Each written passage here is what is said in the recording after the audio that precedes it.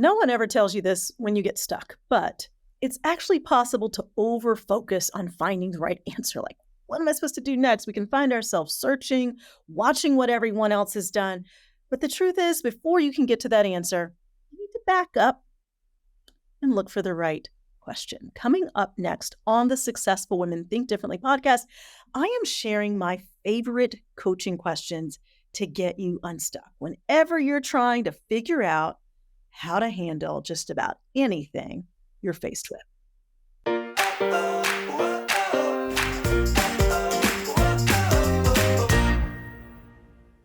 So, last episode, I was talking about why questions are better than answers. And in this episode, I want to share some of my absolute favorite coaching questions. And the thing that's brought this on is we are preparing for our next coach training intensive. We've been doing these 3-day live events for 13 years now. Thousands of coaches have been through our coach training program. And many of them aren't just coaches. Many of them are people who just wanted to gain the coaching skills that lead to better resilience, help them to be better leaders, and add more value in their roles in their profession. But, I'm a personal and executive coach, and I'm really, really passionate about teaching people about the power of coaching and how it can help us to be more resilient. And one of the primary tools of effective coaching is powerful questions. I often call them PQs. And so I'm going to share just a few of them that I think are super powerful. A lot of times when we get stuck, we search for answers. And it's wise to look for answers because you want to find your way out of whatever that stuckness is. But there's an approach that can help you get the answers, not only more quickly, but to actually get answers that are more authentic and tap into the bigger picture of what your situation might be trying to reveal. Sometimes can lead to you seeing the bigger picture of what really is unfolding, to look beneath the surface, to find opportunities that you might not otherwise see, and even to see the uniqueness of your situation, because often there is something there. And if we just look for answers everyone else has used in the same situation, sometimes we're missing out on what that situation might actually be offering us. When we are in circumstances where maybe it's not our own dilemma, but we're looking at something for, maybe it's the organization that we work for, maybe it is just talking to a friend or a loved one or one of our kids. And in helping them, we can be tempted to just give our advice based on basically what we've done before. But when you step back and you recognize that sometimes others need you to give them the space to ponder their own wisdom, right? You become a conduit for that when you ask questions and don't readily just advise. Here's what I think you should do. Here's what I did in this situation. Because truthfully, you're not in exactly, or you haven't been in exactly the same situation that they are in. They have wisdom too. When you're leading other people and you have the opportunity to really challenge them to come up with the answers, what you're really doing is developing their thinking skills and their leadership ability and developing a sense of confidence in them. This is true when you're leading people in any capacity, whether at work or at home.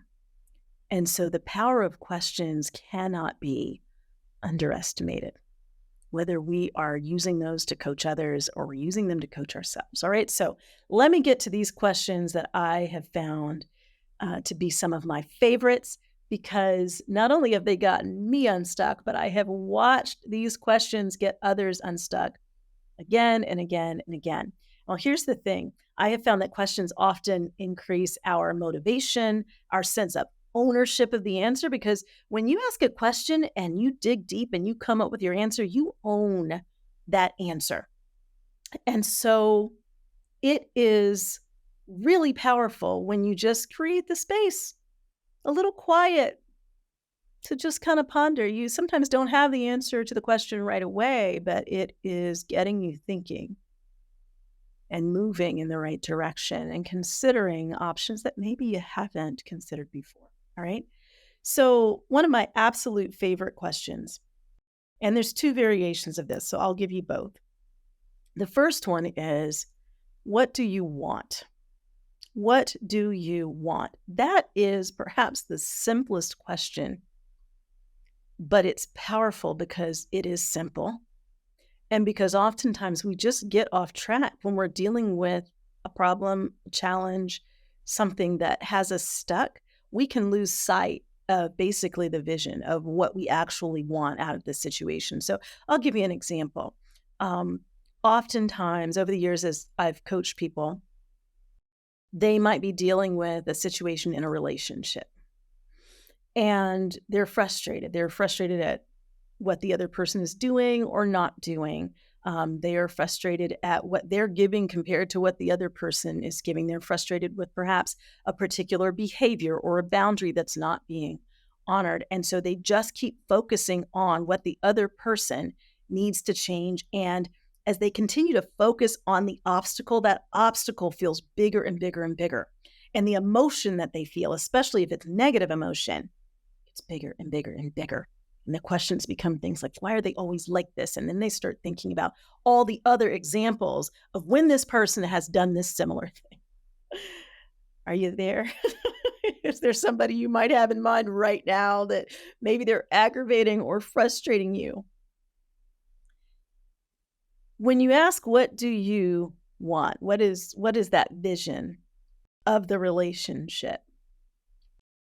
It actually causes you, rather than to keep focusing on the obstacle and what's going wrong, to look at the bigger picture of what you want for that relationship. Is it that you want peace in that relationship? That you want joy in that relationship? That you want perseverance in that relationship? If you look at that bigger picture, it will shift the answer that you come up with. Because rather than focusing on the thing right in front of you, you can focus on the bigger picture of what you're wanting it to look like. And that will actually dictate what your next steps ought to be. Even if in answering that question, you say something like, what I want is for my boundaries to be honored. And then you start thinking, what would that take? If you realize that the other person is never going to honor those boundaries, that's information that's very valuable that will actually govern what you should do next. Because if the issue at hand isn't just this particular boundary, but it is the fact that they just won't honor any of them, that's a very different answer than if you have not communicated a boundary and it's someone who actually might honor it if you would communicate it. So if you stay laser focused on your frustration and your aggravation, the answer looks very different than if you kind of pan out to the bigger picture. What is it that you want? What do you want for this relationship? A very similar question, depending on your dilemma, is what's the vision? So you may be working on a project and trying to figure out what your next steps ought to be. But a better question to start with is, what is the bigger vision? What are you trying to accomplish by engaging in this project in the first place? So if you are working on something and it feels really hard, and maybe you're starting to just feel really stretched and even doubting whether or not you should keep moving ahead, if you ask the question, what's the vision here? You may find that it will be worth it to push through for the period of time that you need to push through, because that vision is a very powerful one. Often when I have coached entrepreneurs, business executives, those who are running a company, and things have gotten hard, maybe there's even a bit of overwhelm in the midst of it. In asking what's the bigger vision, answers emerge. Oh, the bigger vision is where we're trying to go as a company. Maybe I'm working on something and it's going to build more of that passive revenue. I'm looking to that because what I'm really trying to build is time wealth. And if I push through on creating these assets, these intellectual assets, then I'm going to be able to build up more time wealth. I'll put in the time on the front end, but on the back end, I'm going to be able to enjoy the fruits of my labor. That provides inspiration to keep going. But if you ask, what's the vision? And the vision that comes to you simply doesn't add up. It isn't worth what you're going through. You get a different answer. And that answer might be, this isn't line up with my values and with what my authentic goals are. And that's the answer you need there. So asking, what do you want, or what's the vision, is powerful because it pulls you out to look at the bigger picture. Here is another of my favorite coaching questions that I want you to put in your toolbox. And it's when you are dealing with something that, sometimes you're dealing with situations and it's causing you maybe to just be tempted to act out of character. Maybe you're dealing with somebody who just pushes buttons for you. Or maybe you are in a situation where you're not showing up with the kind of excellence you want to show up with. You aren't doing things in a way that really is representing who you are, who you want to be. The question is this: how do you want to show up in this situation? And really, what you're asking here is, what would make you proud looking back at how you're handling the situation? This question brings you back to your own values. It brings you back to the inspiration of who you want to be, how you want to impact others. When I say what your values are, like, how do you want other people to feel as a result of crossing paths with you? Do you want them to always feel respected and a sense of kindness? Do you want them to be better having crossed paths with you? Hopefully the answer is yes. And so when we are in those moments, when we feel tempted to not be at our best, this question is especially powerful in those instances. And then sometimes we've just, you can get worn out. And so asking, how do I want to show up, might lead you to say, I want to show up refreshed. I want to show up energized. And then you follow up with, okay, so what would I have to do to show up that way? Maybe it means you're going to cancel some appointments so you can get some rest, because this other thing is really important. And in setting your priorities, you're able to rearrange your schedule so that you can show up the way you want to show up. Maybe you're doing way too much, you're squeezing too much in, and you're going to have to cancel some commitments or at least postpone them, because the way you want to show up will require it. It might even tell you that there's money you need to invest in helping you show up in the way you want to show up. When you answer that question, you get clarity about why it would be worth it to spend that money, or rather to invest that money so you can show up the way you want to show up. So how do you want to show up in this situation? Sometimes it's a conversation and you want to identify how you want to show up. Again, these questions are powerful questions that really go beneath the surface, right, of the standard answers, and make your answers particularly meaningful because they're provoking thought around your values, around who you are, around what matters most to you. And that ends up guiding your answers. You can walk forward in confidence that the way you are showing up and the answers you are finding are answers that feel right, answers that allow you to stand fully in who you are and what you represent. Now, here's the last one I'm going to share, all right? And this is probably my favorite resilience question, one of them anyway. I'm always thinking, oh no, it's this one, it's that one. But this is one of my absolute favorites that I've used over and over and over again. When you're dealing with a challenge, when you're navigating obstacles, problems, and you're just focused in on that challenge, you're focused in on the roadblock, and really all you're seeing is that. This is the question: what's the opportunity in the challenge? It's the opportunity. And I want you to think about the challenge you're dealing with right now, or maybe there's someone who would really benefit from you asking them this question because of a challenge they're dealing with. What's the opportunity in the challenge? Now, I know sometimes this question can seem ridiculous when the challenge is especially unfortunate. But I have found that even in those circumstances, there still is often an opportunity.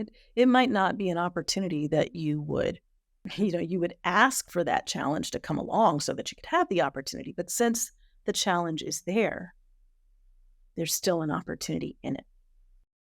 And so when you ask what's the opportunity in the challenge, what you begin seeing, number one, is what you have some control over, right? You begin seeing how you can grow through what you're going through. Let's say that again. You begin seeing how you can grow through what you are going through. And so nothing's wasted. And oftentimes it is in that sense of growth that we realize that there was meaning in the midst of messy things. And even though we might not have chosen the messy things, we've gotten everything we possibly could out of it and finding the opportunity in it. So maybe it's something going on at work and there's an opportunity for you to learn. There's an opportunity for you to lead where you haven't led before. It could be something personally. There is a skill for you to learn. There is a way for you to stretch out of your comfort zone. There is a thing that has been elusive for you, and now you have a chance to practice it. Maybe it is contentment. Maybe it is patience. Maybe it is finding joy in the journey. Maybe it's a chance to spend time in that relationship that needs a bit of healing. I don't know what it is for you, but this is a powerful, powerful question. So those are the ones I wanted to share because those are my favorites, at least right now. Those are some of my absolute favorite coaching questions. What do you want? Very important question. And by the way, that's a really important question when you find yourself stuck and really stuck ruminating on what's wrong and complaining a lot. Pause, ask yourself, what do you want? What's the vision? What's the bigger picture here that I should be looking at? Because when I stare at that obstacle and I focus on the obstacle, that obstacle oftentimes feels bigger than it needs to. When I look up at my vision, I put the obstacle into perspective. How do you want to show up? Another great question, whether it's for you or for someone that you have the opportunity to coach or help through a challenge. And then lastly, what is the opportunity in the challenge? I talk so much about questions. I ask questions all the time, in large part because of my coaching. And like I said earlier, if you've ever thought about coaching, if you've ever thought about adding that to your skill set as a leader, as a professional, or you have considered, hey, maybe I do want to change career paths, or I do want to pursue this passion I have around personal growth and development, check out the Coach Training Intensive. The next one's coming up December 2nd through the 4th. We have them every quarter in the Coaching and Positive Psychology Institute, or CAP Institute as we call it. And you can check it out at capinstitute.com. But until then, I want you to just coach yourself and coach others. Try these favorite questions out on people in your own life. Perhaps it's in a meeting, in a review, in just a quiet time with yourself. And notice how asking the right questions can actually get you the answers you need. So remember this, how far you go is largely determined by how much you are willing to grow. Thanks so much for joining me for this episode of the Successful Women Think Differently podcast. I'll talk to you next time.